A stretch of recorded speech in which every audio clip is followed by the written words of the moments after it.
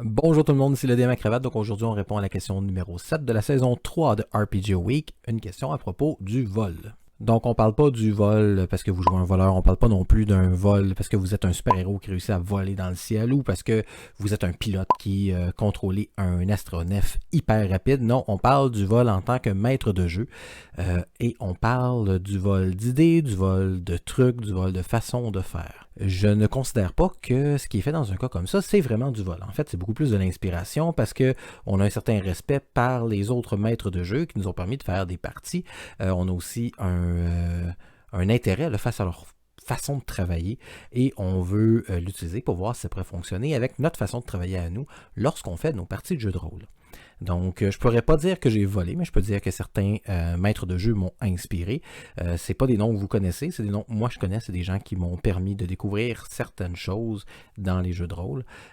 Et je vais vous en faire une liste. Donc, le premier, c'est Marc-André Picard. Marc-André Picard, en 1996, je crois, m'a approché pour me dire « Ah, mes cousins m'ont donné une boîte de Dragonlance, Donjons et Dragons, deuxième édition, est-ce que tu aimerais participer? » Et là, moi, à l'époque, j'avais aucune idée de ce que c'était Donjons et Dragons. Donc, j'étais tout jeune à l'époque. C'était la première fois que je touchais au jeu de rôle organisé, si on veut. Bien sûr, comme tout enfant, là, j'ai joué des rôles quand j'étais petit, là, soit jouer un policier, un super-héros, He-Man avec son épée dans le Castle Grayskull.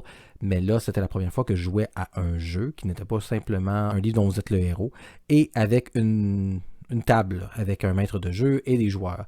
Et j'ai pris la piqûre. Ça n'a pas pris beaucoup de temps, par contre, que je me suis rendu compte que ce qui m'intéressait, c'était d'être maître de jeu. Donc, je vais remercier Marc-André Picard pour cette première séance qui a fait que je suis encore aujourd'hui en train de jouer à des jeux de rôle et que j'en fais une de mes plus grandes passions. Maintenant, je vais donner le nom d'une personne que j'ai précédemment mentionné dans une autre chronique, et c'est Marc Plamondon.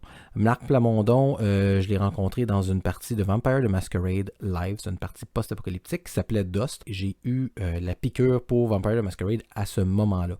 Et c'était pour plusieurs choses. Premièrement, pour l'histoire, le setting, c'est ma première fois où je jouais un vampire, mais aussi en lien avec la structure de la narration. Puis je sais que Marc n'était pas seul. Il y avait aussi Adam, il y avait Vanessa, il y avait Sophie. Il y avait une grosse équipe derrière lui. Par contre, Marc, j'ai réussi à garder contact avec lui et j'ai fait plusieurs parties de sur table avec lui aussi. Et il y a toujours cette capacité incroyable, je le sais souvent, là, à décrire un univers et à nous faire sentir présents à l'intérieur, comme si on faisait vraiment partie de l'univers. Il y a vraiment une texture lors de ces descriptions et c'est quelque chose qui m'a toujours fasciné. Je dirais pas donc que je vole ça, mais il m'impressionne toujours et peut-être qu'il déteint sur moi lorsque je fais certaines de mes descriptions. Et là, ce ne sera pas des noms de maîtres de jeu. Et je vous dirais qu'il y a quand même trois grandes personnes qui m'ont influencé au niveau narratif. La première personne, c'est sans aucun doute Jack Kirby. Jack Kirby est un dessinateur de bande dessinée qui a commencé à avoir une carrière vraiment très grande dans les années 50 et 60. Il est l'autre personne qui a créé le Marvel Universe. On entend souvent parler de Stan Lee. Par contre, Jack Kirby avait un rôle prépondérant, même plus important que Stan Lee, un rôle qui était un peu plus dans l'ombre parce qu'il était le dessinateur, mais si vous regardez la façon qu'il structurait son histoire, c'était lui qui contrôlait toute la partie narrative et Stan Lee faisait surtout rajouter des dialogues. Et ce qui est intéressant, c'est si vous regardez les pages originales et que vous regardez avant que les dialogues soient mis, bien, vous réussissez quand même à avoir l'essence de l'histoire sans avoir à lire le texte. Même si le texte n'est pas là, des fois, simplement les dessins parlent. On dit qu'une image vaut 1000 mots. Mais dans le cas de Jack Kirby, une image valait 1 million de mots.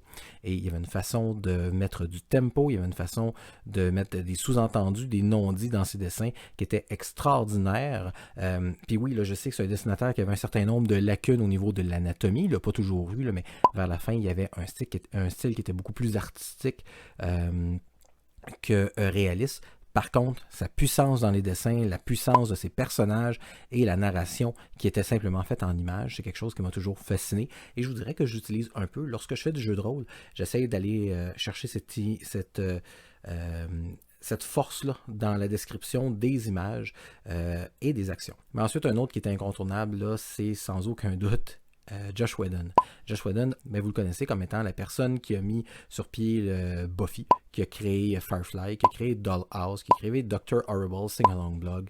C'est un auteur incroyable qui a une façon de amener avec humour des situations qui sont tragiques et d'amener avec un tragique des situations qui sont humoristiques. Et il a toujours dit que pour lui, le meilleur acteur, c'est un acteur qui était capable de nous faire rire, parce que nous faire rire, c'était une des émotions qui était le plus dur à faker et plus dur à aller faire chercher chez un public. Et je trouve que c'est phénoménal de la façon qu'il apporte une histoire, toujours en ayant une place à l'humour, mais aussi une place à la tragédie. Donc c'est quelque chose que je vais utiliser lorsque je fais mes parties.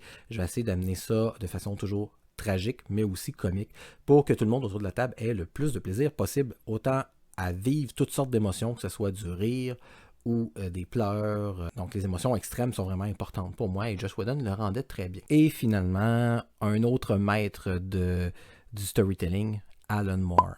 Puis Alan Moore, moi je l'ai découvert dans Watchmen. Watchmen, c'est pour moi probablement la plus grande bande dessinée qui n'a jamais été écrite dans le comic book américain. C'est une bande dessinée qui est venue me chercher à plein de niveaux. C'est une bande dessinée que j'ai lue encore et encore et encore, avec laquelle j'ai fait des travaux à l'université.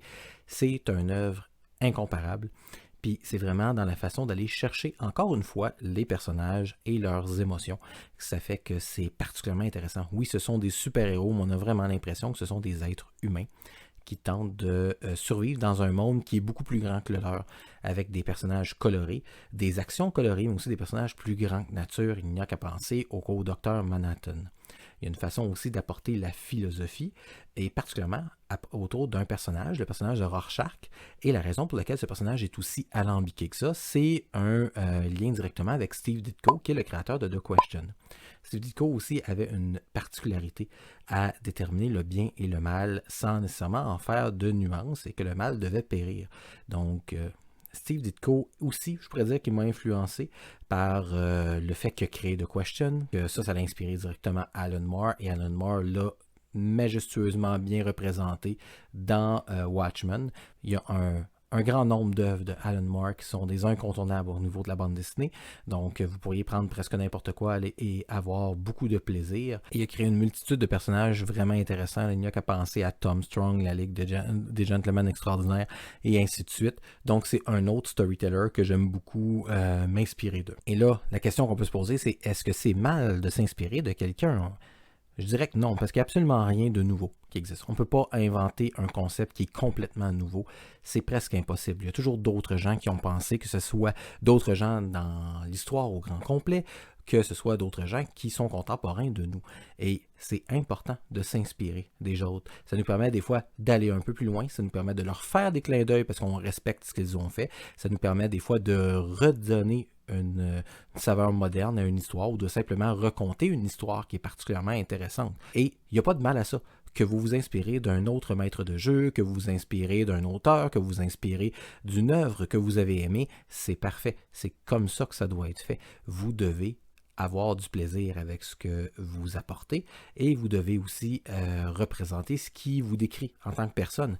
Et ça, c'est fait avec le contact que vous avez eu avec différentes œuvres et différentes autres personnes. Donc, je tiens à remercier particulièrement tous ces gens-là qui m'ont inspiré. Peut-être qu'il y en a plein d'autres que je n'ai pas nommés, peut-être que j'ai oublié, et peut-être aussi que j'oublie des moments où ils m'ont inspiré, et que je vais prendre un peu d'eux, les copier, les voler, dans le but de faire quelque chose d'intéressant pour mes parties de jeux de rôle. Donc, je tiens aussi à remercier tous ceux qui ont écouté la vidéo de Fate Wrestling. Il y en a une autre qui est en préparation bientôt. Là, vous savez que les aléas de la vie, la famille, le travail, des fois on est fatigué, donc c'est pas toujours possible de faire une partie de jeu de rôle. Par contre, on a eu beaucoup de plaisir à l'enregistrer, beaucoup de plaisir à faire le montage, et aussi beaucoup de plaisir à voir que vous avez eu beaucoup de plaisir à l'écouter. Donc, n'hésitez pas s'il y a des commentaires que vous voulez faire sur les parties que je vais diffuser, que j'ai diffusées, ou les parties que je vais diffuser dans le futur. Il y en a plein d'autres. Je peux vous dire que, bon, vendredi, on va enregistrer le deuxième épisode de Fate Wrestling. Il y a une autre vidéo qui va être enregistrée samedi. Ça va être un peu un actual play et une explication des règles de Fate.